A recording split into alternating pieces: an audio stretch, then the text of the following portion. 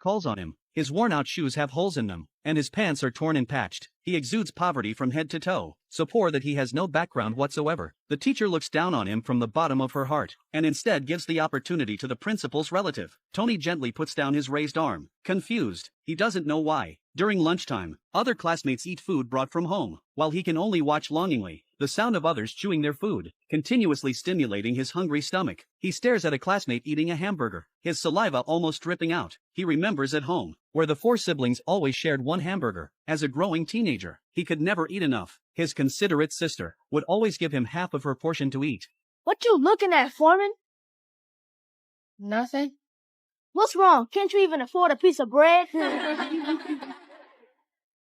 about this nasty skin? You want it? Go get it. George should change his name from foreman to poor man. It's foreman. What's that? Poor man? Tony couldn't bear this humiliation any longer. He punched the other person and knocked them down. What's my name now, fool? Say it. Say my name.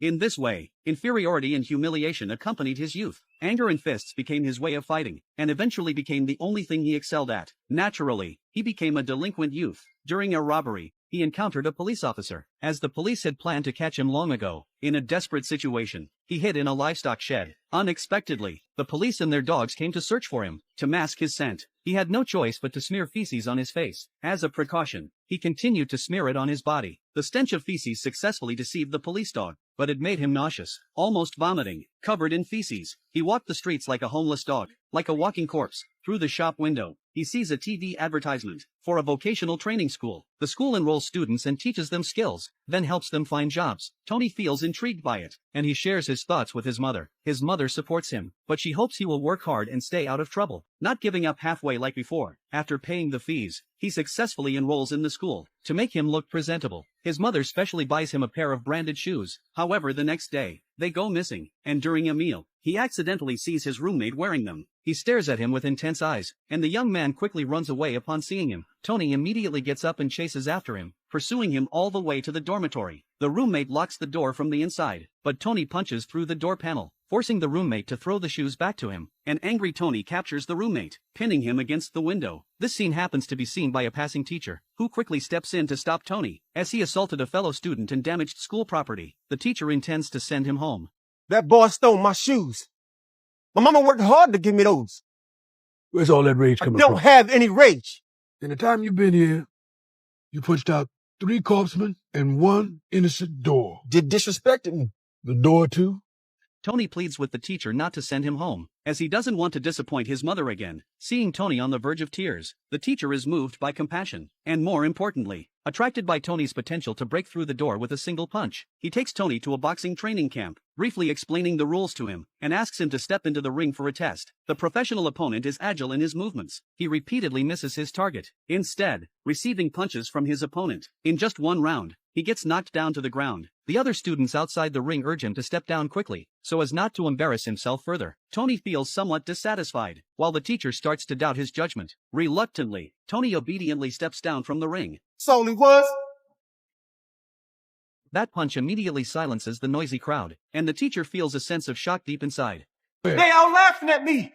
What do you care about what they think? The teacher comforts Tony not to lose heart, and starts teaching him step by step how to box, beginning with the basics. He instructs him on the essentials of boxing techniques. Tony is very diligent in his learning, and he trains with great perseverance. After a month of intense training, he steps into the ring again to challenge his previous opponent. This time, he effortlessly knocks his opponent down. Seeing the luxurious lifestyle of world-class boxers in the news, he arrogantly tells the teacher that he wants to become a heavyweight world champion. The teacher laughs and advises him not to rush, but to take it step by step. However, Tony can't wait any longer, and he embarks on even more rigorous training. 1 year later, at the Mexico Olympics, at the age of 19, he faces a legendary Russian opponent. Everyone believes this young man has no chance of winning. He remains on the defensive, constantly in a disadvantaged position, but he knows his advantage lies in his powerful punches, so he patiently bides his time, waiting for the perfect moment like a hunting lion. Finally the moment arrives, and he strikes without hesitation. Delivering a thunderous blow, he successfully defeats his opponent. winning his first gold medal in life. Tony is then taken to a new training camp, where the coaches are retired former world champions. Under their more professional and authoritative guidance, he dominates in regular professional matches, achieving an impressive record of 32 wins and 0 losses. He reaches the pinnacle of his life, buying 5 luxury cars at once, and his family enjoys a prosperous lifestyle. With fame comes various temptations, as beautiful women often approach him willingly. However, one morning, he wakes up to an infuriating scene. In an interview, boxing champion Aaron calls him a poor kid who came from the slums, with punches as slow as a mummy. Tony clenches his fists tightly, and challenges Aaron to a $5 million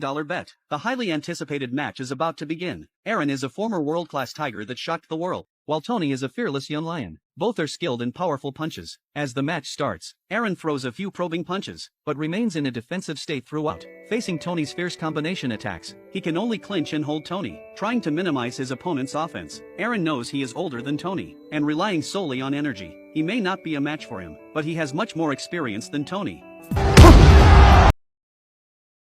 That's all you got, George?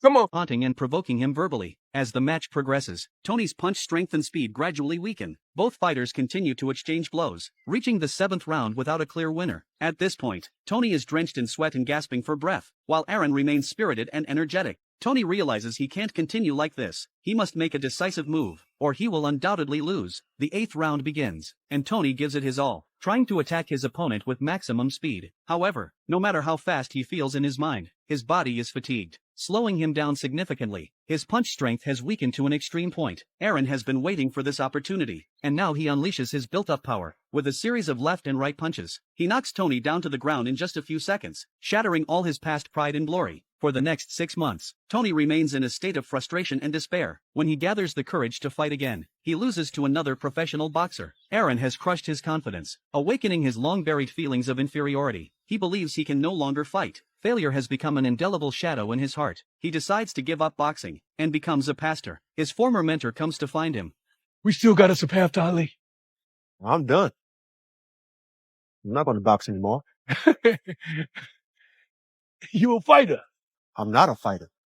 Not anymore. Offering advice and regretfully leaves, but Tony rejects their counsel. The former boxing champion walks the streets, until God takes away his anger, and faith washes away his once restless soul. No matter how others mock him, he can always face them calmly and peacefully. 7 years have passed in a blink of an eye. Tony has transformed from a cocky young man into a mature and steady individual, enjoying the simplicity and beauty of happiness. However, as expected, unexpected events occur. He entrusted his assets to a friend for investment, but the friend invested in high-risk stocks. After losing all his money and borrowing a large sum in his name, he went from a worry-free life to being heavily in debt. Everything he had worked for turned into nothing but a mirage. In order to make money and repay his debts, he used his past fame to do television shopping, selling his autographs and items. But when he did the math, he realized that the money he earned was trivial, compared to the massive debt he had to repay. After much distress, he thought of a quick way to make money, which was to return to his old profession, to continue boxing. But at the age of 40 and weighing 300 pounds, his body had already deteriorated, and his physical fitness and condition were far from what they used to be. However, he had made up his mind, and he sought out his former mentor and coach. You're old. They'll call us a circus act. But not if we keep winning. Something that's beyond their imagination.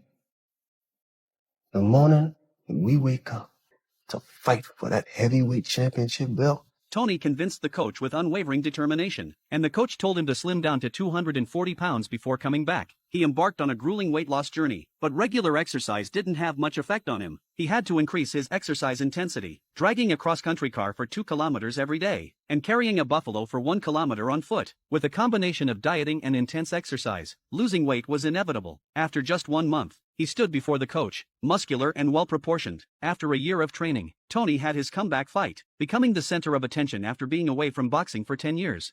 Take my robe off in front of all these people. Last time they saw me, I looked like Superman. So now you look like the Michelin Man. This ain't no beauty contest. Let the match begin, but Tony didn't throw a punch, and the audience grew impatient. No matter how loud the noise from the crowd, he maintained his own rhythm. He restrained himself from easily attacking. Once he threw a punch, it was a series of fierce strikes. Under a continuous barrage of heavy blows, his opponent was already injured. Tony achieved a complete victory in his comeback fight.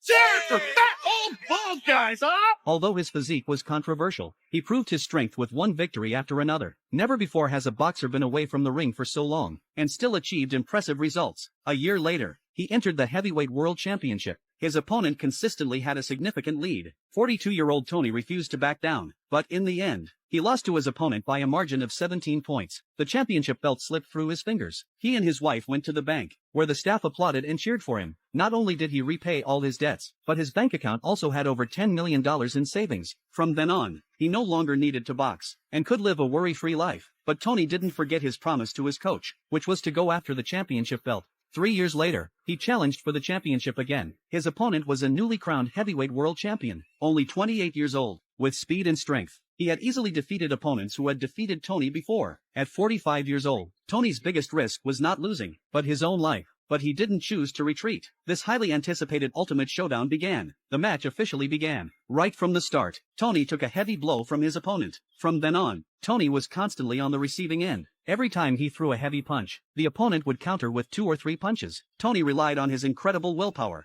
to endure until the 9th round. He started reflecting on his early life, and the driving force that had kept him fighting all these years. It was the feeling of being looked down upon by the whole world, and the desire to earn respect through his fists and physical strength. Now he decided to make a change, to fight with his mind and wisdom instead. The opponent had superior speed, strength, and stamina. His chances seemed slim. He couldn't engage in a prolonged fight or endure it with brute force. He had to land a decisive blow, to directly knock down his opponent in order to win. Finally, he spotted an opening in his opponent's defense. He unleashed the strongest punch of his life with all his might. The opponent coughed up blood and couldn't stand up again. Tony became the oldest heavyweight world champion in the history of boxing.